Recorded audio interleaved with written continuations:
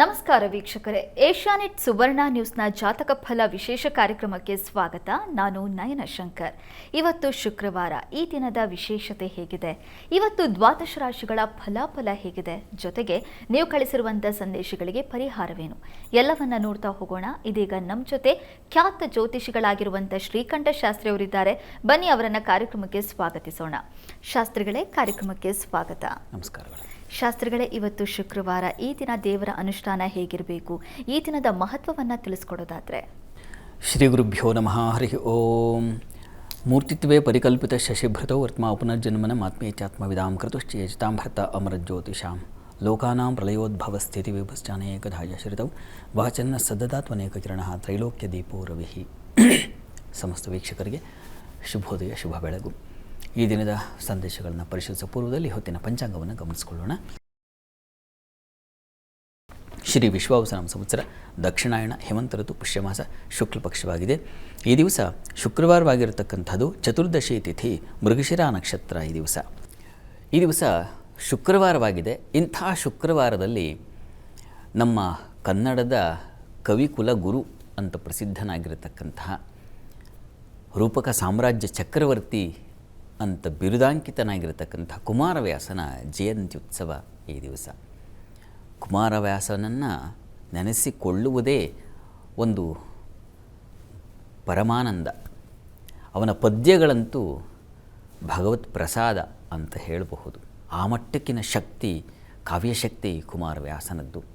ಕುಮಾರವ್ಯಾಸ ಹೇಗೆ ಆ ಶಕ್ತಿ ಬಂತು ಅಂದರೆ ಗದುಗಿನ ವೀರನಾರಾಯಣನ ಅನುಗ್ರಹ ಅಂತಲೇ ಹೇಳಬೇಕು. ಅವನು ಪರಮಭಕ್ತ. ವೀರನಾರಾಯಣ ಅವನೇ ಕವಿ, ವಸ್ತುತಃ ನಾನು ಲಿಪಿಕಾರ ಅಂತ ಹೇಳ್ಕೊಳ್ತಾನೆ. ಕುಮಾರವ್ಯಾಸ ಅಂತಕ್ಕಂಥವನು ಕೇವಲ ಬರಿತಾ ಇದ್ದಾನೆ, ಲಿಪಿಕಾರ ಕೋರವ್ಯಾಸ ಅಂತ. ಗದುಗಿನ ವೀರನಾರಾಯಣನ ಕವಿ, ಲಿಪಿಕಾರ ಕೋರವ್ಯಾಸ ಅಂತ ಅವನ ಕಾವ್ಯದಲ್ಲಿ ಹೇಳ್ಕೊಳ್ತಾನೆ. ನಾನು ಬರೆಯೋಕ್ಕಾಗುತ್ತೇನಪ್ಪ ಇಂಥ ಭವ್ಯವಾದದ್ದನ್ನು, ದಿವ್ಯವಾದದ್ದನ್ನು ಅವನು ಬರೆಸಬೇಕು. ವಸ್ತುತಃ ಅವನೇ ಬರೆದಿದ್ದಾನೆ, ಅವನು ಹೇಳ್ಕೊಂಡು ಹೋಗಿದ್ದಾನೆ, ನಾನು ಬರೆದಿದ್ದಾನೆ ಅಂತ. ಹಾಗೆ ಒಂದು ಕಥೆಯನ್ನು ಹೇಳ್ತಾರೆ. ಕುಮಾರವ್ಯಾಸ ನಮ್ಮ ಗದಗನಲ್ಲಿರ್ತಕ್ಕಂತಹ ಆ ವೀರನಾರಾಯಣ ದೇಗುಲದ ಮುಂದೆ ಅವನು ಅಲ್ಲಿ ಒಂದು ಬಾವಿ ಇದೆ, ಈಗ ಹೋದರೂ ಕಾಣುತ್ತೆ. ಎಷ್ಟೋ ಬಾರಿ ನಾನು ಅಲ್ಲಿಗೆ ಹೋದಾಗ ತುಂಬ ಭಕ್ತಿಯಿಂದ ಆ ಸ್ಥಳವನ್ನು ಕುಮಾರವ್ಯಾಸ ಕೂತಂತಹ ಕುಮಾರಸ್ತಂಭ ಅಂತಲೂ ಅಲ್ಲಿ ಒಂದು ಕಂಬಕ್ಕೆ ಅವನ ಹೆಸರನ್ನು ಹಾಕಿದ್ದಾರೆ. ಆ ವಾತಾವರಣವೇ ನೋಡಿದ್ರೆ ಒಂದು ರೀತಿ ಭಕ್ತಿ ತುಂಬುತ್ತೆ. ಅಲ್ಲಿ ಕುಮಾರವ್ಯಾಸ ಆ ಬಾವಿಯಲ್ಲಿ ಮೆಂದು ಮಡಿಬಟ್ಟೆಯನ್ನು ಉಟ್ಟು, ಒದ್ದೆ ಬಟ್ಟೆಯನ್ನುಟ್ಟು ಹಾಗೆ ದೇವಸ್ಥಾನಕ್ಕೆ ಬಂದು ಕೂತರೆ ಆ ವೀರನಾರಾಯಣ ದೇಗುಲ ಸನ್ನಿಧಾನ ಏನಿದೆ ಅಲ್ಲಿ ಒಂದು ಪರದೆ ಹಾಕಿದ್ದರಂತೆ. ಆ ಪರದೆ ಮೇಲೆ ಆ ಚಿತ್ರಣ ಬರ್ತಾ ಇತ್ತಂತೆ. ಅದನ್ನು ನೋಡಿಕೊಂಡು ಅವನು ಬರಿತಾ ಇದ್ದಂತೆ. ಕಾವ್ಯ ತುಂಬ ಏನು ಕೋಟಿ ಸೂರ್ಯ ಪ್ರಕಾಶ ಅಂತೀವಲ್ಲ, ಆ ರೀತಿಯಲ್ಲಿ ಆ ಧಾರೆ ಹರಿದು ಬರ್ತಾ ಇತ್ತು. ಕೊನೆಗೆ ಯಾವಾಗ ಅವನು ಉಟ್ಟ ಒದ್ದೆ ಬಟ್ಟೆ ಒಣಗ್ತಾ ಆ ಕಾವ್ಯ ಶಕ್ತಿ ಕೂಡ ಹಿಂಗಿ ಹೋಗ್ತಾ ಇತ್ತಂತೆ. ಆಮೇಲೆ ಬರೀಲಿಕ್ಕೆ ಆಗ್ತಾ ಇರಲಿಲ್ಲವಂತೆ. ಮತ್ತೆ ಮಾರನೇ ದಿವಸ ಬಂದು ಇದೇ ರೀತಿಯಲ್ಲಿ ಸ್ನಾನದಿಂದ ಬಂದು ಆ ಒದ್ದೆ ಬಟ್ಟೆಯಲ್ಲಿ ಹಾಗೆ ಅಂತಕ್ಕಂಥ ಒಂದು ಕಥೆಯನ್ನು ಹೇಳ್ತಾರೆ. ಅದು ಎಷ್ಟು ಸರಿಯೋ ಇಲ್ವೋ ಬೇರೆ ವಿಚಾರ. ಆದರೆ ಕುಮಾರವ್ಯಾಸನ ಕಾವ್ಯಶಕ್ತಿಗೆ ಅಂಥದ್ದೊಂದು ತಪಸ್ಸಿದೆ. ಕುಮಾರವ್ಯಾಸನ ಪದ್ಯಗಳ ಬಗ್ಗೆ ಕುಮಾರವ್ಯಾಸನೇ ಬರೀತಾನೆ. ಅರಸುಗಳಿಗಿದು ವೀರ, ದ್ವಿಜರಿಗೆ ವೇದದ ಸಾರ, ಯೋಗೀಶ್ವರರ ತತ್ವ ವಿಚಾರ, ಮಂತ್ರಿ ಜನಕ್ಕೆ ಬುದ್ಧಿಗುಣ, ವಿರಹಗಳ ಶೃಂಗಾರ, ವಿದ್ಯಾಪರಿಣಿತರ ಅಲಂಕಾರ, ಕಾವ್ಯಕ್ಕೆ ಗುರುವೆನಲು ರಚಿಸಿದ ಕುಮಾರವ್ಯಾಸ ಭಾರತವ ಅಂತ. ಕಾವ್ಯಕ್ಕೆ ಗುರುವೆನಲು ಬೇರೆ ಯಾವುದಾದ್ರು ಕವಿಗಳು ಕಾವ್ಯ ಅನ್ನೋದು ಇದ್ದರೆ ಅವೆಲ್ಲ ಶಿಷ್ಯವರ್ಗದಲ್ಲಿ, ಶಿಷ್ಯ ಸ್ಥಾನದಲ್ಲಿ ಕುತ್ಕೊಂಡ್ಬಿಡ್ತವೆ. ಕಾವ್ಯಕ್ಕೆ ಗುರುವಾಗಿ ನಿಲ್ತಕ್ಕಂಥವ್ನು ಯಾರು ಅಂದರೆ ಅದು ಈ ಕುಮಾರವ್ಯಾಸ ಬರೆದಂಥ ಭಾರತ ಅನ್ನೋದನ್ನು ಹೇಳ್ಕೊಳ್ತಾನೆ. ಅದು ಹಾಗೇ ಇದೆ. ಕುವೆಂಪು ಅವರು ಬರೀತಾರಲ್ಲ, ಕುಮಾರವ್ಯಾಸನು ಹಾಡಿದನೆಂದರೆ ಕಲಿಯುಗ ದ್ವಾಪರವಾಗುವುದು ಅಂತ. ಅದು ಸತ್ಯವಾಗಿದೆ. ಅವನ ಪದ್ಯಗಳನ್ನು ಓದ್ತಾ ಇದ್ದರೆ ನೀವು ಒಂದೊಂದು ಪಾತ್ರವೂ ಒಂದೊಂದು ವಿಶಿಷ್ಟ ರೀತಿಯಲ್ಲಿ ವ್ಯಾಸರ ಜಾಡನ್ನು ಹಿಡಿದು ಹೊರಟ ಕುಮಾರವ್ಯಾಸ ಆ ಭಾವನೆಗಳಲ್ಲಿ ಅವರನ್ನು ಮೀರಿಸುವ, ಅವರಿಗೆ ಪೈಪೋಟಿಯನ್ನು ಕೊಡ್ತಕ್ಕಂಥ ಒಂದು ಶಕ್ತಿಯನ್ನು ಅವನು ಹೊಂದಿದ್ದಾನೆ ಅನ್ನೋದರ ಪದ್ಯಗಳಲ್ಲಿ ಕಾಣ್ತೀವಿ ನಾವು. ನೀವು ಯಾವ ಪದ್ಯ ತೆಗೆದುಕೊಳ್ಳಿ, ದ್ರೌಪದಿ ಪದ್ಯ ತೆಗೆದುಕೊಳ್ಳಿ, ದ್ರೌಪದಿ ಬಗ್ಗೆ ಅವನಿಗೆ ಇರತಕ್ಕಂತಹ ಪ್ರೀತಿ, ಕೃಷ್ಣನ ಪಾತ್ರದ ಬಗ್ಗೆ ತೆಗೆದುಕೊಳ್ಳಿ. ಕೃಷ್ಣ ಅಂತಂದುಬಿಟ್ರೆ ಅವನಂತೂ ಮೈ ಮರೆತು ಬಿಡ್ತಾನೆ. ಯಾಕೆಂದರೆ ತಿಳಿಯ ಹೇಳುವೆ ಕೃಷ್ಣ ಕಥೆಯೇನು ಅಂತಲೇ ಅವನು ಪ್ರಾರಂಭ ಮಾಡೋದಲ್ವ. ಹೀಗಾಗಿ ಪಂಪ ಬರೆದಿದ್ದು ಅವನ ಪಾತ್ರ ಪರಿಚಯ ಬೇರೆ ರೀತಿಯಲ್ಲಿದೆ. ಅವನು ಒಬ್ಬ ಕಥಾನಾಯಕನನ್ನಾಗಿ ಆಯ್ಕೆ ಮಾಡಿಕೊಂಡಿದ್ದು ಕೃಷ್ಣನನ್ನಲ್ಲ. ಅವನು ಬೇರೆಲ್ಲರನ್ನ ಹಾಡಿ ಹೊಗಳ್ತಾನೆ. ಅದರಲ್ಲೂ ಕರ್ಣನಂತೂ ತುಂಬಾ ನೆನೆಯದರಣ್ಣ ಪೆರರಾರುಮನ್ ಅಂತ ಹೇಳ್ತಾನಲ್ಲ ಅವನು. ಬೇರೆ ಇನ್ಯಾರನ್ನೂ ನೆನೆಸ್ಕೋಬೇಡ, ಕರ್ಣನಂ ನೆನೆಯ ಅಂತ. ಹಾಗಲ್ಲ. ಅದಾಗಿ 500 ವರ್ಷಗಳ ನಂತರದಲ್ಲಿ ಕುಮಾರವ್ಯಾಸ ಬಂದು ಹೇಳ್ದ, ಕರ್ಣನಲ್ಲ, ದುರ್ಯೋಧನನಲ್ಲ, ಭೀಷ್ಮನನ್ನಲ್ಲ, ಧರ್ಮರಾಯನನ್ನಲ್ಲಪ್ಪ ನೆನೆಬೇಕಾಗಿರ್ತಕ್ಕಂಥದ್ದು, ನೆನೆಯಬೇಕಾಗಿರೋದು ಕೃಷ್ಣನನ್ನು ಅಂತ. ಕೃಷ್ಣ ಕಥೆಯ ತಿಳಿಯ ಹೇಳುವೆ ಅಂತ. ಹಾಗಾಗಿ ಕಾವ್ಯಕ್ಕೆ ಆ ಸಂಪದ್ಭರಿತವಾದ ಶಕ್ತಿ ಬರೋದಕ್ಕೆ ಕಾರಣ ಏನಪ್ಪ, ಆ ರಸ ತುಂಬಿಕೊಳ್ಳೋದಕ್ಕೆ ಕಾರಣ ಏನು ಅಂದರೆ ಕೃಷ್ಣ ಸ್ಮರಣೆ ಮಾಡಿದ್ದಾನೆ. ಕೃಷ್ಣನ ಕಥೆಯಲ್ವ ಅವನು. ಮಹಾಭಾರತ ಅಂತಕ್ಕಂಥದ್ದು ಕೃಷ್ಣ ಹೇಳಿ ಬದುಕಿದ ಕಥೆ. ಹಾಗಾಗಿ ಅವನನ್ನು ಗುರಿಯಾಗಿಟ್ಟುಕೊಂಡು, ಅವನ ಸಂದೇಶಗಳನ್ನು ಗುರಿಯಾಗಿಟ್ಟುಕೊಂಡು, ಅವನ ಭಾವ, ಅವನ ಪ್ರೀತಿ, ಅವನ ಜನಸಾಮಾನ್ಯರ ಜೊತೆಗಿದ್ದಂಥ ಅವನ ಆ ತುಡಿತ, ಅದನ್ನು ತರಬೇಕಾಗಿತ್ತು. ಅದನ್ನು ಮಾಡಿದ್ದು ಈ ನಮ್ಮ ಕುಮಾರವ್ಯಾಸ. ಅವನ ಪದ್ಯಗಳನ್ನು ಓದಿದ್ರೆ ನೀವು ಯಾವ ಪ್ರಸಂಗ ತೆಗೆದುಕೊಂಡರೂ ಅದು ರಸಗಟ್ಟ ಆ ರೀತಿಯಲ್ಲಿ ನಮಗೆ ಕಾಣಿಸುತ್ತೆ. ಅಭಿಮನ್ಯುವಿನ ಪ್ರಸಂಗವಂತೂ ಅತ್ಯದ್ಭುತವಾಗಿ, ಅತಿಶಯವಾಗಿ ಚಿತ್ರಿಸಿದ್ದಾನೆ. ಆ ಅಭಿಮನ್ಯು, ಆ ವೀರ, ಆ ಯುದ್ಧ ಪ್ರಸಂಗದಲ್ಲಿ ಅವನು ಹೋರಾಡಿದ ರೀತಿಯನ್ನು ಹಾಗೆ ಅದನ್ನು ಹೇಳಲಿಕ್ಕೂ ಕಷ್ಟ, ಅನುಭವಿಸಬೇಕು. ಆ ಪದ್ಯಗಳನ್ನು ಕೇಳಿ ಕೇಳಿ ಅನುಭವಿಸಬೇಕು. ಆ ರೀತಿಯಲ್ಲಿ ಅಪ್ರತಿಮವಾದ ಕಾವ್ಯ ರಸಧಾರೆಯನ್ನು ಅವನ ಕಾವ್ಯದಲ್ಲಿ ತಂದಿದ್ದಾನೆ. ಅದೊಂದು ರೀತಿಯ ಸುಗಂಧಭರಿತವಾದ ಪುಷ್ಪಗಳು, ಪರಮಾತ್ಮನಿಗೆ ಸಮರ್ಪಣೆ ಮಾಡಿದ ಪದ್ಯ ಪುಷ್ಪಗಳು ಕುಮಾರವ್ಯಾಸನವು. ಅಂಥ ಮಹನೀಯನನ್ನು ನೆನೆಸಿಕೊಳ್ಳುವುದು, ಸ್ಮರಿಸಿಕೊಳ್ಳುವುದು ಈ ದಿವಸ ನಮ್ಮೆಲ್ಲರ ಕರ್ತವ್ಯ. ಕುಮಾರವ್ಯಾಸನ ಒಂದೊಂದು ಪದ್ಯವೂ ರಮಣೀಯವಾಗಿರ್ತಕ್ಕಂಥ ರಸಗುಚ್ಛಗಳು. ಒಂದು ಪದ್ಯವನ್ನು ಗಮನಿಸೋಣ. ವಿರಾಟ ಪರ್ವದಲ್ಲಿ ಕೀಚಕ ಅತ್ಯಂತ ವಿರಹದಿಂದ ದ್ರೌಪದಿಯನ್ನು ಕಂಡಿದ್ದಾನೆ. ಅವಳು ಬೇರೆ ಹೆಸರಿನಿಂದ ಪರಿಚಾರಿಕೆ ಕೆಲಸವನ್ನು ಮಾಡ್ತಾ ಇದ್ದಾಳೆ. ಆ ರೂಪ ಲಾವಣ್ಯಗಳನ್ನು ಕಂಡು ಅವಳನ್ನು ಆ ರಾತ್ರಿ ಬರಬೇಕು ಅಂತ ಹೇಳಿ ಪುಸಲಾಯಿಸಿ ಪೀಡಿಸಿ ಆ ರಾತ್ರಿಯನ್ನು ಕಾಯ್ತಾ ಇದ್ದಾನೆ. ಆ ರಾತ್ರಿ ಕೀಚಕನಿಗೆ ಕಂಡದ್ದು ಹೇಗೆ, ಆ ಚಂದ್ರನ ಬೆಳದಿಂಗಳು ಹೇಗೆ ಕಾಣಿತು ಅಂತ ಕವಿ ರಸಪ್ರವೇಶವನ್ನು ಮಾಡಿಸ್ತಾನೆ. ನೋಡಿ, ಸಲೆ ದಿಗಂಗನ ಇಟ್ಟ ಚಂದನ ತಿಲಕವು, ಮನುಮಥ ರಾಣಿಯ ಚೆಲುವ ಕೈಗನ್ನಡಿಯೋ, ಮದನನ ಬಿರುದಿನೊಡ್ಡಣವು ತಳಿತ ವಿರಹಿಯ ಸುಡುವ ಕೆಂಡದ ಹೊಳಹೋ, ಬೆಸಗೊಳಲೇನು ರಜನೀ ವಲಯದಲ್ಲಿ ಶಶಿಯುದಯವಾದನು ಉಜ್ವಳಿಸಿ. ಇದು ಬಿಡಿಸಿ ಹೇಳಿದ್ರೆ ನಿಮಗೆ ಚೆನ್ನಾಗಿ ಅರ್ಥ ಆಗುತ್ತೆ. ಸೆಲೆ ದಿಗಂಗನೆಗೆಟ್ಟ ಚಂದನ ತಿಲಕವು. ದಿಗಂಗನೆ, ಇಂಥ ಕಲ್ಪನೆ ಮಾಡಲಿಕ್ಕೆ ಕುಮಾರವ್ಯಾಸನಿಗೆ ಇಂಥ ಸರಾಗವಾಗಿ ಬಂದುಬಿಡುತ್ತೆ ಅವನಿಗೆ.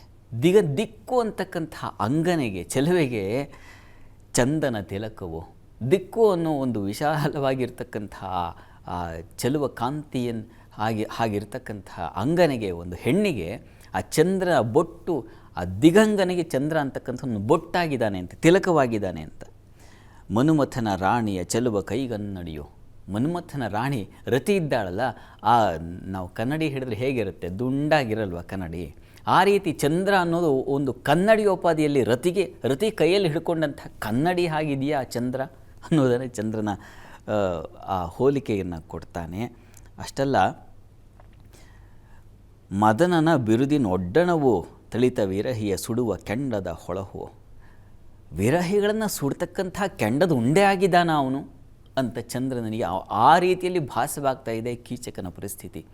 ಅವನ ಮನಸ್ಸಿನಲ್ಲಿ ಯಾವ್ಯಾವ ರೀತಿಯ ವಿಪ್ಲವವಾಯಿತು, ಹೇಗೆ ತೋರಿತು ಅನ್ನೋದು ಇದು ಕವಿ ಸಮಯ. ವಸ್ತುತಃ ಕವಿ ಕಾಣ್ತಾನೆ ಆ ರೀತಿಯಲ್ಲಿ ದಿಗಂಗನಿಗೆ ತಿಲಕ ಇದ್ದ ಹಾಗೆ ಚಂದ್ರನನ್ನು ಹೋಲಿಕೆ ಮಾಡ್ತಕ್ಕಂಥದ್ದು ಆ ಕವಿ ಭಾವೋನ್ನತಿಯನ್ನು ಹೇಳುತ್ತೆ.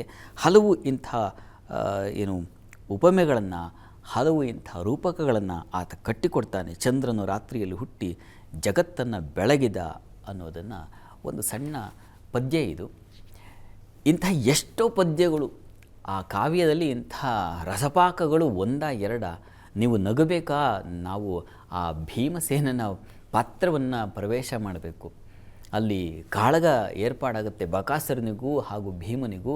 ಲೀಲೆಯೋಪಾದಿಯಲ್ಲಿ ಆ ಭೀಮ ಹೇಗೆ ಒಂದೊಂದು ತುತ್ತನ್ನು ತೂಗುತ್ತಾ ಅಲ್ಲಿ ಹಾಸ್ಯವನ್ನು ಹೊರಡಿಸ್ತಾನೆ ಕವಿ ಅನ್ನೋದನ್ನು ಕಾಣ್ತೀವಿ. ಅಷ್ಟೇ ಅಲ್ಲ, ಶೃಂಗಾರಕ್ಕೆ ಬಂದರೆ ಅತಿಶಯವಾದ ಶೃಂಗಾರ. ಅವರು ಊರ್ವಶಿ ಪ್ರಕರಣವನ್ನು ನಾವು ಕಾಣಿದ್ರೆ ಗೊತ್ತಾಗುತ್ತೆ ಹೇಗೆ ಊರ್ವಶಿನ ವರ್ಣಿಸ್ತಾನೆ ಅಂತಂದರೆ, ಅಲ್ಲಿ ಸಾಲಲ್ಲಿ ಕೂತಿದ್ದಂಥ ಈ ಸಿನಿಮಾಗೆ ಹೋದರೆ ಆ ಮುಂದೆ ಕೂತಿದ್ದಂಥ ಯಾರ್ಯಾರು ಅತಿಶಯವಾದ ಪುಣ್ಯವಂತರು ಅವರಿಗೆ ಮುಂದಿನ ಸಾಲು. ಆ ಥಿಯೇಟ್ರು ಜನ ತುಂಬ ಹೆಚ್ಚಾಗಿ ಕೊನೆಗೆ ಊರ್ವಶಿ ನಾಟ್ಯಕ್ಕೆ ಬಂದವರಿಗೆ ಜಾಗ ಇಲ್ಲದೆ ಆ ಗೇಟ್ ಕೀಪರ್ಸ್ ಎಲ್ಲ ಹೊರಗೆ ತಳ್ತಾ ಇದ್ರಂತೆ. ಆ ರೀತಿ ಅಪ್ರತಿಮ ಸೌಂದರ್ಯವನ್ನು ಹಾಗೆ ಯಾವ ಒತ್ತಡ ಏರ್ಪಾಡಾಯಿತು ಅನ್ನೋದರಲ್ಲಿ ತೋರಿಸೋದ್ರಲ್ಲಿ ಯಶಸ್ವಿಯಾಗಿಬಿಡ್ತಾನೆ ಕುಮಾರವ್ಯಾಸ. ಇಂಥ ಎಷ್ಟೋ ಒಂದು ಸಂಕಟ, ನೋವು, ದ್ರೌಪದಿಯ ಸಂದರ್ಭ ಬಂದಾಗ ಅಲ್ಲಿ ದ್ರೌಪದಿ ವಸ್ತ್ರಾಪರಣ ಸಂದರ್ಭದಲ್ಲಿ ಹೀಗೆಲ್ಲ ಒಂದೊಂದು ಘಟ್ಟದಲ್ಲೂ ಕುಮಾರವ್ಯಾಸ ನಮ್ಮನ್ನು ಅಳಿಸಿ ನಗಿಸಿ, ಹೇಳ್ತಾರಲ್ಲ ನವರಸ ಅಂತ, ನವರಸದ ಶಿಖರಗಳು ಅವನ ಒಂದೊಂದು ಪದ್ಯಗಳು ಕೂಡ ಆ ರೀತಿಯಲ್ಲಿದೆ. ಇದನ್ನು ಓದಿದವರಿಗೆ ಅರ್ಥ ಮಾಡ್ಕೊಳ್ತಾ ಸ್ವಲ್ಪ ಕಷ್ಟ, ಸಾಮಾನ್ಯರಿಗೆ ಓದ್ಕೊಳ್ಳೋದು ಸ್ವಲ್ಪ ಕಷ್ಟ. ಹಾಗಾಗಿ ಅರ್ಥಶಃ ಓದ್ಕೊಂಡ್ರೆ ಆ ಪದ್ಯದ ಸೌಂದರ್ಯ, ಅವನು ನಿರ್ಮಾಣ ಮಾಡುವಂಥ ಪ್ರಸಂಗಗಳ ವೈವಿಧ್ಯಮಯ ಪ್ರಸಂಗಗಳ ನನಗೆ ಮಾತೇ ಇಲ್ಲ. ಕಾರಣ ಏನಂದರೆ ಹಿಮಾಲಯವನ್ನು ವರ್ಣಿಸಲಿಕ್ಕೆ ಒಂದು ಸಣ್ಣ ವ್ಯಕ್ತಿಗೆ ಸಾಧ್ಯವ? ಹಾಗಿದೆ ಕುಮಾರವ್ಯಾಸನ ಶಕ್ತಿ. ಅದನ್ನು ಕೇಳಿ ಅಥವಾ ಓದಿ ಅನುಭವಿಸಬೇಕು. ಆ ರೀತಿಯಲ್ಲಿ ತಾವು ಸಾಧ್ಯವಾದರೆ ಕುಮಾರವ್ಯಾಸನ ಒಂದು ಪದ್ಯವನ್ನಾದರೂ, ಕೆಲವು ಪರ್ವಗಳನ್ನಾದರೂ ಓದಿಕೊಂಡು ಸಂತೋಷ ಪಡಬಹುದಂತಹ ಸಂತಸಕ್ಕೆ ಈ ಶುಕ್ರವಾರ ಕಾರಣವಾಗಿದೆ. ಶುಕ್ರವಾರ ಶುಕ್ರನೇ ಅಧಿಪತಿ ಅಲ್ವಾ? ಹೀಗಾಗಿ ಆ ಶುಕ್ರ ಕೂಡ ಕವಿ ಅಂತ ಕರೀತಾರೆ ಶುಕ್ರನನ್ನು. ಅವನೇ ಈ ಕಾವ್ಯ, ರಸ, ವಿನೋದ ಇವುಗಳಿಗೆಲ್ಲ ಸ್ಫೂರ್ತಿದಾಯಕ ಮತ್ತು ಕಾರಕನಾಗಿರ್ತಕ್ಕಂಥವನು. ಅಂಥ ವಾರದಲ್ಲಿ ಕುಮಾರವ್ಯಾಸನ ಜಯಂತಿ ಬಂದಿರತಕ್ಕಂಥದ್ದು ಒಂದು ರೀತಿಯಲ್ಲಿ ತುಂಬ ಸಂತಸ, ಸಾಮ್ಯತೆಯನ್ನು ತಂದುಕೊಟ್ಟಿದೆ ಕವಿಗೂ ಹಾಗೂ ಕವಿವಾರಕ್ಕೂ. ಈ ದಿವಸ ಕುಮಾರವ್ಯಾಸನ ಸ್ಮರಿಸೋಣ. ಇದರ ಜೊತೆಗೆ ಶುಕ್ರವಾರವಾಗಿದೆ. ಶುಕ್ರನ ಈ ಪೌರ್ಣಿಮೆಗೆ ಸಮೀಪ ಬರತಕ್ಕಂಥ ಶುಕ್ರವಾರದಲ್ಲಿ ಮಹಾಲಕ್ಷ್ಮಿಯ ಆರಾಧನೆ ಕೂಡ ನಮ್ಮ ಬದುಕಿಗೆ ನೋಡಿ ಇಂಥದ್ದನ್ನು, ಈ ರಸವನ್ನು ನಾವು ಇದನ್ನು ದೊಡ್ಡ ಸಂಪತ್ತು ಅಂದುಕೊಳ್ಳೋ ಭಾವನೆ ಬರಬೇಕಾಗಿದ್ದರೆ ಮಹಾಲಕ್ಷ್ಮಿಯ ಕೃಪೆ ಬೇಕು. ಹೀಗಾಗಿ ಮಹಾಲಕ್ಷ್ಮಿಯ ಆರಾಧನೆಯಿಂದ ಬರೀ ಸಂಪತ್ತಷ್ಟೇ ಅಲ್ಲ, ನಮಗೆ ಆನಂದ ಕೊಡ್ತಕ್ಕಂಥದ್ದು ಹಣವಿರಬಹುದು, ಹಣದಿಂದ ಎಲ್ಲವೂ ಏರ್ಪಾಡಾಗುತ್ತೆ. ಅದಕ್ಕಿಂತ ಹೆಚ್ಚಾಗಿ ಇರುವುದನ್ನು ಅನುಭವಿಸಲಿಕ್ಕೆ ಯಾವುದು ನಮ್ಮ ಜೊತೆಗೆ ಇದೆಯೋ, ಕುಮಾರವ್ಯಾಸನ ಪದ್ಯ ಈ ಕನ್ನಡಕ್ಕೆ ಅದೊಂದು ದೊಡ್ಡ ವರ. ಅದು ಇರುವಾಗ ಅದನ್ನು ಅನುಭವಿಸಲಿಕ್ಕೆ ಬೇಕು ಶಕ್ತಿ ನಮಗೆ. ಅದು ಮಹಾಲಕ್ಷ್ಮಿ ಕರುಣಿಸಬೇಕು. ಹೀಗಾಗಿ ಮಹಾಲಕ್ಷ್ಮಿಯ ಆರಾಧನೆಯಿಂದ, ಆ ಪೂಜೆಯಿಂದ ಕುಮಾರವ್ಯಾಸನನ್ನು ಸ್ಮರಿಸಿಕೊಳ್ಳುವ, ಅವನನ್ನು ಅನುಭವಿಸುವ, ಅವನ ಪದ್ಯಗಳನ್ನು ಜೀರ್ಣಿಸಿಕೊಳ್ಳುವ ಶಕ್ತಿ ನಮಗೆ ಕೊಡು ಅಂಥೇಳಿ ಆ ವಿದ್ಯಾಲಕ್ಷ್ಮಿಯನ್ನು ಪ್ರಾರ್ಥನೆ ಮಾಡಬೇಕು ಈ ದಿವಸ. ಆ ರೀತಿಯಲ್ಲಿ ಪ್ರಾರ್ಥನೆ ಮಾಡಿಕೊಳ್ಳಿ. ಯಾರಿಗೆ ಅಪೇಕ್ಷೆ ಇದೆಯೋ ಅಂಥವ್ರಿಗೆ ಗಮನವಿಟ್ಟು ಕೇಳ್ಕೊಳ್ಳಿ. ಯೂಟ್ಯೂಬಲ್ಲಿ ಸಾಕಷ್ಟು ಕುಮಾರವ್ಯಾಸನ ಪದ್ಯದ ವಿವರಣೆ ಇರತಕ್ಕಂಥದ್ದು ಇದ್ದಾವೆ. ಮುಖ್ಯವಾಗಿ ನನಗೆ ತುಂಬ ಆಸ್ವಾದ ಕೊಟ್ಟಿರ್ತಕ್ಕಂಥದ್ದು ಶತಾವಧಾನಿಗಳು, ಮಹಾವಿದ್ವಾಂಸರು ಡಾಕ್ಟರ್ ಶತಾವಧಾನಿ ಆರ್ ಗಣೇಶ್ ಅವರು ಹೇಳಿರ್ತಕ್ಕಂಥ ಪದ್ಯಗಳು ಕವಿ ಮನಸ್ಸನ್ನು, ಮಹಿಮೆ ತಿಳಿಲಿಕ್ಕೆ ಸಾಧ್ಯ. ಹೀಗಾಗಿ ಕುಮಾರವ್ಯಾಸನ ಮಹಿಮೆಯನ್ನು ಅರ್ಥ ಮಾಡ್ಕೋಬೇಕು ಅಂತಂದರೆ ಇಂಥ ಮಹಿಮಾನ್ವಿತರ ವಾಗ್ಝರ್ಯ ಉಪನ್ಯಾಸಗಳನ್ನು ಕೇಳಬೇಕು. ಸಾಧ್ಯವಾದವರು ಕೇಳಿ ಆನಂದ ಪಡಿ. ಒಳ್ಳೆಯದಾಗಲಿ. ಶಾಸ್ತ್ರಿಗಳೇ, ಮೇಷರಾಶಿಯಿಂದ ಕನ್ಯಾ ರಾಶಿವರೆಗಿನ ಈ ದಿನದ ಫಲಾಫಲ ತಿಳಿಸ್ಕೊಡೋದಾದರೆ? 12 ರಾಶಿಗಳ ಫಲಾಫಲ ತಿಳಿಯುವ ಮುನ್ನ ಈ ಹೊತ್ತಿನ ಗ್ರಹ ಸ್ಥಿತಿಯನ್ನು ಗಮನಿಸ್ಕೊಳ್ಳೋದಾದರೆ, ವೃಷಭ ರಾಶಿಯಲ್ಲಿ ಈ ದಿವಸ ಚಂದ್ರನಿರ್ತಕ್ಕಂಥದ್ದು, ಗುರು ಇರ್ತಕ್ಕಂಥದ್ದು ಮಿಥುನ ರಾಶಿಯಲ್ಲಿ, ಕೇತು ಇರ್ತಕ್ಕಂಥದ್ದು ಸಿಂಹರಾಶಿಯಲ್ಲಿ, ಮಾಂದ್ಯವುತಿಯಾಗಿದೆ ಅದು ವೃಶ್ಚಿಕ ರಾಶಿಯಲ್ಲಿ ಈ ದಿವಸ. ಇನ್ನು ರವಿ, ಬುಧ, ಶುಕ್ರ, ಕುಜರ ಸ್ಥಿತಿಯನ್ನು ಕಾಣ್ತಾ ಇದ್ದೀವಿ, ಅದು ಧನು ರಾಶಿಯಲ್ಲಿ. ರಾಹು ಶನೈಶ್ಚರ ಯಥಾ ಪ್ರಕಾರ ಕುಂಭಮೀನಗಳಲ್ಲಿದ್ದಾರೆ. ಹೀಗಿರುವಾಗ ದ್ವಾದಶ ರಾಶಿಗಳ ಫಲಾಫಲ ತಿಳಿತಾ ಹೋಗೋಣ. ಮೊದಲಿಗೆ ಮೇಷರಾಶಿ. ಮೇಷರಾಶಿಯವರಿಗೆ ಈ ದಿವಸ ಸುಗ್ರಾಸ ಭೋಜನ, ಕುಟುಂಬ ಸೌಖ್ಯ, ವಿದ್ಯಾರ್ಥಿಗಳಿಗೆ ಹೆಚ್ಚಿನ ಅನುಕೂಲ. ಈ ರೀತಿಯಲ್ಲಿ ಒಂದು ಮನೆಯ ವಾತಾವರಣ ಒಂದು ರೀತಿಯಲ್ಲಿ ಸಂಭ್ರಮ, ಶುಭ, ಆನಂದದಾಯಕವಾಗಿರುತ್ತೆ. ಆ ರೀತಿಯಲ್ಲಿ ತುಂಬ ಚೆನ್ನಾಗಿದೆ. ವಿದ್ಯಾರ್ಥಿಗಳಿಗೆ ತುಂಬ ಚೆನ್ನಾಗಿದೆ. ಸ್ತ್ರೀಯರಿಗೆ ಕುಟುಂಬದಲ್ಲಿ ಮಾನ್ಯತೆ ಸಿಗುತ್ತೆ, ಅದು ತುಂಬ ಒಳ್ಳೆಯ ಫಲ, ಚೆನ್ನಾಗಿದೆ ಈ ದಿವಸ. ಇನ್ನು ಈ ದಿವಸ ನಿಮಗೆ ಸಹೋದರ ಸೇವಕರ ಸಹಾಯ ಕೂಡ ತುಂಬ ಚೆನ್ನಾಗಿದೆ. ವೃತ್ತಿಯಲ್ಲೂ ಅನುಕೂಲದ ಫಲವನ್ನು ಕಾಣಲಿಕ್ಕೆ ಅವಕಾಶ ಇದೆ. ಈ ದಿವಸ ಸ್ವಲ್ಪ ಮಟ್ಟಿಗೆ ಒಂದು ಅಪಮಾನಕ್ಕೆ ತುತ್ತಾಗ್ಬಿಡ್ತೀರಾ. ಹೀಗಾಗಿ ಇದರ ನಿವಾರಣೆಗೆ ನರಸಿಂಹ ಪ್ರಾರ್ಥನೆ ಮಾಡಿ. ಇನ್ನು ವೃಷಭ ರಾಶಿ. ವೃಷಭ ರಾಶಿಯವರಿಗೆ ದಿವಸ ಮನೆಯಲ್ಲಿ ಕುಟುಂಬದ ವಾತಾವರಣ ತುಂಬ ಚೆನ್ನಾಗಿರುತ್ತೆ. ಹೆಣ್ಣು ಮಕ್ಕಳಿಗೆ ಆರೋಗ್ಯದಲ್ಲಿ ಚೇತರಿಕೆ ಕಾಣಲಿಕ್ಕೆ ಅವಕಾಶ ಇದೆ ಈ ದಿವಸ. ಹಾಲು ಹೈನುಗಾರರಿಗೆ, ವಸ್ತ್ರ ವ್ಯಾಪಾರಿಗಳಿಗೆ ತುಂಬ ವಿಶೇಷವಾದ ಲಾಭ ಗಳಿಕೆಗೆ ಅವಕಾಶ ಇದೆ ಈ ದಿವಸ.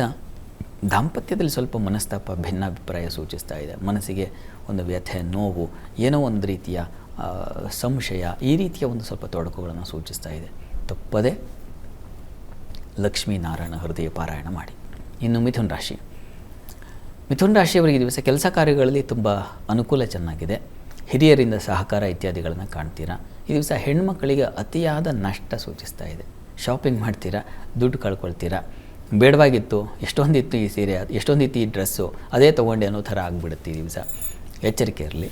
ಇನ್ನು ಸ್ವಲ್ಪ ಅಲೆದಾಟ, ಆತ್ಮೀಯರ ಜೊತೆಗೆ ಅಲೆದಾಟ ಈ ದಿವಸ, ಓಡಾಟ ಜಾಸ್ತಿ ಇರ್ತದೆ. ಅವ್ರಿಗೋಸ್ಕರ ಮತ್ತೊಂದೋ ಮಗದೊಂದೋ. ಈ ಸಂಕ್ರಾಂತಿ ಬರ್ತಾ ಇದೆ ಅಂದರೆ ಅದರ ಶಾಪಿಂಗು ಒಂದಷ್ಟಿರುತ್ತೆ, ಅದಕ್ಕಾಗಿ ಅಲೆದಾಟ ಓಡಾಟವೂ ಇರ್ತದೆ. ಆ ರೀತಿಯಲ್ಲಿ ಈ ದಿವಸ ನಿಮ್ಮ ಕಾರ್ಯಗಳೆಲ್ಲ ಹಾಗೆ ಹೋಗುತ್ತೆ. ಇನ್ನು ಈ ದಿವಸ ಉಳಿದ ಹಾಗೆ ದಾಂಪತ್ಯದಲ್ಲಿ ಅನ್ಯೋನ್ಯತೆ, ಸಾಮರಸ್ಯ ಕಾಣಬಹುದು, ಸಂಶಯ ಇಲ್ಲ. ಸ್ವಲ್ಪ ರೋಗ ಬಾಧೆ, ಆರೋಗ್ಯದಲ್ಲಿ ಸ್ವಲ್ಪ ತೊಂದರೆ ಸೂಚಿಸ್ತಾ ಇದೆ, ಹುಷಾರು. ಸುಬ್ರಹ್ಮಣ್ಯ ಕವಚ ಹೇಳಿಕೊಳ್ಳಿ. ನೀವು ಕರ್ಕಟಕ ರಾಶಿ. ಕರ್ಕಟಕ ರಾಶಿಯವರಿಗೆ ಈ ದಿವಸ ಕೆಲಸ ಕಾರ್ಯಗಳಲ್ಲಿ ತುಂಬ ಅನುಕೂಲ ಕಾಣ್ತೀರ, ಚೆನ್ನಾಗಿದೆ ಈ ದಿವಸ. ಹಾಲು ಹೈನುಗಾರರಿಗೆ ವಿಶೇಷ ಲಾಭ ಇದೆ. ಹೆಣ್ಣು ಮಕ್ಕಳಿಗೆ ಲಾಭದಾಯಕ ದಿವಸವಾಗಿರುತ್ತದೆ ಈ ದಿವಸ. ಈ ಮುಖ್ಯವಾಗಿ ನಿಮ್ಮ ಸಂಗಾತಿಯ ವಿಚಾರದಲ್ಲಿ ಮನಸ್ಸಿಗೆ ಹಿತವಾದ ವಾತಾವರಣ ಕಾಣ್ತೀರಾ ಈ ದಿವಸ. ಮಕ್ಕಳ ವಿಚಾರದಲ್ಲಿ ಸ್ವಲ್ಪ ಕಿರಿಕಿರಿ ಇರ್ತದೆ, ಲಲಿತಾ ಸಹಸ್ರನಾಮ ಹೇಳ್ಕೊಳ್ಳಿ. ಇನ್ನು ಸಿಂಹರಾಶಿ. ಸಿಂಹರಾಶಿಯವರಿಗೆ ವೃತ್ತಿಯಲ್ಲಿ ಬಹಳ ವಿಶೇಷವಾದ ಮಾನ್ಯತೆ, ಸ್ಥಾನಮಾನ, ಗೌರವ ಸಿಗ್ತಕ್ಕಂಥದ್ದು, ಪ್ರಶಂಸೆಯ ದಿವಸ ಈ ದಿವಸ. ಕಾರ್ಯಸಿದ್ಧಿಯನ್ನು ಮಾಡ್ತೀರ, ಕೆಲಸದಲ್ಲಿ ಸಿದ್ಧಿ ಉಂಟಾಗುತ್ತೆ, ಅನುಕೂಲ ಅಂತ. ಇನ್ನು ಉಳಿದ ಹಾಗೆ ಹಿರಿಯರಿಂದ ಸಹಕಾರ, ಗೌರವ ಸಿಗ್ತಕ್ಕಂಥದ್ದು, ಉತ್ತಮ ಮಾರ್ಗದರ್ಶನ ಸಿಗ್ತಕ್ಕಂಥದ್ದು, ಈ ರೀತಿಯಲ್ಲೆಲ್ಲ ತುಂಬ ಚೆನ್ನಾಗಿದೆ ಈ ದಿವಸ. ಸ್ವಲ್ಪ ದಾಂಪತ್ಯದಲ್ಲಿ ನಿಮಗೂ ಕೂಡ ಸ್ವಲ್ಪ ಮನಸ್ತಾಪ ಇದೆ. ಪ್ರಯಾಣದಲ್ಲಿ ಸ್ವಲ್ಪ ಜಾಗ್ರತೆ ವಹಿಸಿ ಈ ದಿವಸ. ಬೆಂಕಿ ವಿಚಾರಗಳಲ್ಲಿ ಸ್ವಲ್ಪ ಹುಷಾರಾಗಿರಿ ಈ ದಿವಸ. ತಪ್ಪದೇ ನೀವು ಕೂಡ ಸುಬ್ರಹ್ಮಣ್ಯನ ಆರಾಧನೆ ಮಾಡೋದು, ಸುಬ್ರಹ್ಮಣ್ಯ ಸನ್ನಿಧಾನದಲ್ಲಿ ಅಭಿಷೇಕ ಮಾಡಿಸೋದು ಒಳ್ಳೆಯದು. ಇನ್ನು ಕನ್ಯಾ ರಾಶಿ. ಕನ್ಯಾ ರಾಶಿಯವರಿಗೆ ಈ ದಿವಸ ಕೆಲಸ ಕಾರ್ಯಗಳಲ್ಲಿ ತುಂಬ ಚೆನ್ನಾಗಿದೆ, ವೃತ್ತಿಯಲ್ಲಿ ಅನುಕೂಲ ಈ ದಿವಸ. ಮನಸ್ಸಿಗೆ ಹಿತವಾದ, ಮನಸ್ಸಿಗೆ ಇಷ್ಟವಾದ ಕಾರ್ಯಗಳಲ್ಲಿ ಭಾಗಿಯಾಗ್ತೀರಾ. ಗುರು ಹಿರಿಯರ ಸಂಪರ್ಕ ಏರ್ಪಡಾಗುತ್ತೆ. ಮುಖ್ಯವಾಗಿ ಧರ್ಮ ಕಾರ್ಯಗಳಲ್ಲಿ, ಉತ್ತಮ ಕಾರ್ಯಗಳಲ್ಲಿ ಪಾಲ್ಗೊಳ್ತೀರಾ. ಸ್ವಲ್ಪ ಥ್ರೋಟ್ ಇನ್ಫೆಕ್ಷನ್ ಆಗಬಹುದು ಈ ದಿವಸ, ಸುಬ್ರಹ್ಮಣ್ಯ ಕವಚ ಹೇಳ್ಕೊಳ್ಳಿ. ಇನ್ನು ತುಲಾರಾಶಿ. ತುಲಾರಾಶಿಯವರಿಗೆ ಕೆಲಸ ಕಾರ್ಯಗಳಲ್ಲಿ ಈ ದಿವಸ ಸ್ವಲ್ಪ ಶ್ರಮ ಇರ್ತದೆ. ಸ್ವಲ್ಪ ಮನಸ್ಸಿಗೆ ನೋವಾಗೋ ಘಟನೆ ನಡೆಯುತ್ತೆ, ಚೆನ್ನಾಗಿದೆ. ಆದರೆ ಮನಸ್ಸಿಗೆ ಏನೋ ಒಂದು ಕಿರಿಕಿರಿ ಆಗುತ್ತೆ. ಎಲ್ಲ ಸರಿ, ಸ್ವಲ್ಪ ಅದರಲ್ಲಿ ಇದು ಅನ್ನೋ ರೀತಿಯ ಒಂದು ಬೇಸರ ಉಂಟಾಗುತ್ತೆ ಈ ದಿವಸ. ಉಳಿದ ಹಾಗೆ ನಿಮಗೆ ಬಂಧುಗಳ ಸಹಕಾರ, ಪ್ರೀತಿ, ವಿಶ್ವಾಸ ಚೆನ್ನಾಗಿದೆ ಈ ದಿವಸ. ಸ್ವಲ್ಪ ಒರಟು ಮಾತು, ವಿದ್ಯಾರ್ಥಿಗಳಿಗೆ ಅನಾನುಕೂಲ. ತಪ್ಪದೇ ಈ ದಿವಸ ಸುಬ್ರಹ್ಮಣ್ಯ ಸನ್ನಿಧಾನದಲ್ಲಿ ಪಂಚಾಮೃತ ಸೇವೆ ಮಾಡಿಸಿ. ಇನ್ನು ವೃಶ್ಚಿಕ ರಾಶಿ. ವೃಶ್ಚಿಕ ರಾಶಿಯವರಿಗೆ ಈ ದಿವಸ ಕೆಲಸ ಕಾರ್ಯಗಳಲ್ಲಿ ಹೆಚ್ಚಿನ ಅನುಕೂಲ, ಲಾಭ ಕಾಣ್ತೀರ. ದಾಂಪತ್ಯದಲ್ಲಿ ಅನ್ಯೋನ್ಯತೆ ಇದೆ, ಸಾಮರಸ್ಯ ಇದೆ. ವಸ್ತ್ರ ವ್ಯಾಪಾರಿಗಳಿಗೆ, ಆಭರಣ ವ್ಯಾಪಾರಿಗಳಿಗೆ ತುಂಬ ಚೆನ್ನಾಗಿದೆ ಈ ದಿವಸ. ಹೆಚ್ಚಿನ ಅನುಕೂಲ, ಲಾಭ ಗಳಿಕೆಗೆ ಅವಕಾಶ ಇದೆ ಈ ದಿವಸ. ಸ್ವಲ್ಪ ಆರೋಗ್ಯ ವ್ಯತ್ಯಾಸ ಆಗಬಹುದು ಈ ದಿವಸ. ಸ್ವಲ್ಪ ತಲೆಯ ಸಂಬಂಧಿ ತೊಂದರೆಗಳು ಕಾಣ್ತಾ ಇದೆ. ಹೀಗಾಗಿ ನೀವು ಕೂಡ ಸುಬ್ರಹ್ಮಣ್ಯ ಕವಚ ಹೇಳ್ಕೊಳ್ಳೋದು ಬಹಳ ಒಳ್ಳೆಯದು. ಇನ್ನು ಧನುರಾಶಿ. ಧನುರಾಶಿಯವರಿಗೆ ಈ ದಿವಸ ಸ್ವಲ್ಪ ವೃತ್ತಿಯಲ್ಲಿ ಪರಿಶ್ರಮ ಇರ್ತದೆ, ಆದರೆ ಒಳ್ಳೆಯ ರೀತಿಯಲ್ಲಿ ಸಹಕಾರ ಸಿಗುತ್ತೆ, ಸಂಶಯ ಇಲ್ಲ ಅದರಲ್ಲಿ. ಇದು ಸ್ವಲ್ಪ ಕಾಲಿಗೆ ಪೆಟ್ಟು ಬೀಳಬಹುದು. ಮತ್ತು ತುಂಬ ಆಪ್ತರ ಜೊತೆಗೆ ಜಗಳ, ಕಲಹ ಆಗುವ ಸಾಧ್ಯತೆ ಸೂಚಿಸ್ತಾ ಇದೆ, ಗಮನ ಇರಲಿ. ಇನ್ನು ಉಳಿದ ಹಾಗೆ ಬಂಧು ಮಿತ್ರರ ಸಹಕಾರ ತುಂಬ ಚೆನ್ನಾಗಿದೆ. ಸಂಗಾತಿಯಲ್ಲಿ ಅನ್ಯೋನ್ಯತೆ ತುಂಬ ಚೆನ್ನಾಗಿದೆ ಈ ದಿವಸ, ಜಗಳ ಇಲ್ಲ. ಪ್ರಾರ್ಥನೆಗೆ ದಿವಸ ಈ ದಿವಸ ವಿಷ್ಣು ಸಹಸ್ರನಾಮ ಹೇಳ್ಕೊಳ್ಳಿ. ಮಕರ ರಾಶಿಯವರಿಗೆ ಕೆಲಸ ಕಾರ್ಯಗಳಲ್ಲಿ ಪರಿಶ್ರಮ ಇದೆ, ಅದೇ ವಿದೇಶ ವಹಿವಾಟಿನ ಲಾಭ ಚೆನ್ನಾಗಿರ್ತದೆ. ಹಿರಿಯರಿಂದ ಅನುಕೂಲ, ಸಹಕಾರ, ಮಾರ್ಗದರ್ಶನ ಸಿಗುತ್ತೆ ಈ ದಿವಸ. ಮಕ್ಕಳಿಂದ ತುಂಬ ಸಹಕಾರ ಚೆನ್ನಾಗಿದೆ. ಸ್ತ್ರೀಯರಿಗೆ ತುಂಬ ಜಾಣ್ಮೆಯ ದಿವಸ ಈ ದಿವಸ. ಕಾರ್ಯಗಳನ್ನು ಕೌಶಲ್ಯಪೂರ್ಣವಾಗಿ ನಿಭಾಯಿಸ್ತೀರಾ. ಸಂಗಾತಿಯಲ್ಲೂ ಅಷ್ಟೇ ಅನ್ಯೋನ್ಯ ಸಾಮರಸ್ಯ ಕಾಣಲಿಕ್ಕೆ ಅವಕಾಶ ಈ ದಿವಸ ಚೆನ್ನಾಗಿದೆ, ಹೆಚ್ಚಿನ ಪಾಲು ಚೆನ್ನಾಗಿದೆ. ನೀವು ಕೂಡ ವಿಷ್ಣು ಸಹಸ್ರನಾಮ ಹೇಳ್ಕೊಳ್ಳಿ. ಇನ್ನು ಕುಂಭರಾಶಿಯವರಿಗೆ ಈ ದಿವಸ ವೃತ್ತಿಯಲ್ಲಿ ತುಂಬ ತೊಡಕುಗಳು, ವಿಘ್ನಗಳನ್ನು ಅನುಭವಿಸೋ ದಿವಸ ಆಗಿದೆ ಈ ದಿವಸ. ಹುಷಾರು. ಉಳಿದ ಹಾಗೆ ವ್ಯಾಪಾರಿಗಳಿಗೆ ಲಾಭದಾಯಕವಾಗಿದೆ. ಔಷಧ ವ್ಯಾಪಾರಿಗಳಿಗೆ ತುಂಬ ಚೆನ್ನಾಗಿದೆ. ಸ್ನೇಹಿತರಿಂದ ಉಪಕಾರ, ಬಂಧುಗಳಿಂದ ಸಹಕಾರ, ಕೃಷಿಕರಿಗೆ ತುಂಬ ಅನುಕೂಲ. ಮಾರುಕಟ್ಟೆಗಳಲ್ಲಿರ್ತಕ್ಕಂಥವರಿಗೆ ಗೋವು ಮತ್ತು ಹೈನು ಅಂತೀವಲ್ಲ, ಅದು ತುಂಬ ಚೆನ್ನಾಗಿದೆ ಈ ದಿವಸ, ತುಂಬ ಚೆನ್ನಾಗಿರುತ್ತೆ. ಪ್ರಾರ್ಥನೆಗೆ ಈ ದಿವಸ ಗಣಪತಿ ಪ್ರಾರ್ಥನೆ ಮಾಡಿ. ಇನ್ನು ಮೀನರಾಶಿಯವರಿಗೆ ಕೆಲಸ ಕಾರ್ಯಗಳಲ್ಲಿ ಹೆಚ್ಚಿನ ಅನುಕೂಲ ಚೆನ್ನಾಗಿದೆ. ಸಹಕಾರ ಸಿಗುತ್ತೆ, ಪರಸ್ಪರ ಅನ್ಯೋನ್ಯತೆ ಇದೆ. ಮಿತ್ರರಲ್ಲಿ, ಸಹೋದರಲ್ಲಿ ತುಂಬ ಆತ್ಮೀಯ ಒಡನಾಟ ಚೆನ್ನಾಗಿರುತ್ತೆ ಈ ದಿವಸ. ತಂದೆ ಮಕ್ಕಳ ಸ್ವಲ್ಪ ಕಿರಿಕಿರಿ ಇದೆ ಈ ದಿವಸ. ತಪ್ಪದೇ ನರಸಿಂಹ ಪ್ರಾರ್ಥನೆ ಮಾಡಿ. ಈ ದಿವಸ 12 ರಾಶಿಗಳವರು, ರಾಶಿ ಗೊತ್ತಿಲ್ಲ ಅಂತಕ್ಕಂಥವ್ರು ಹೇಳಬಹುದಾದ ಮಂತ್ರ ಗಮನಿಸಿ. ಓಂ ದೀಪ್ತಾಯೈ ನಮಃ ಈ ಮಂತ್ರ ಹೇಳ್ಕೊಳ್ಳಿ, ಅನುಕೂಲ ಆಗುತ್ತೆ.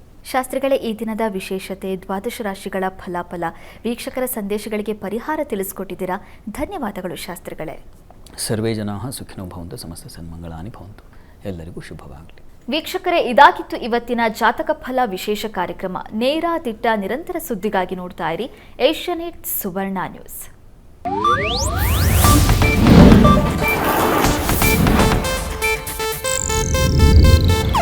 ಇದು ಏಷ್ಯಾನೆಟ್ ನ್ಯೂಸ್ ನೆಟ್ವರ್ಕ್ ಪ್ರಸ್ತುತಿ.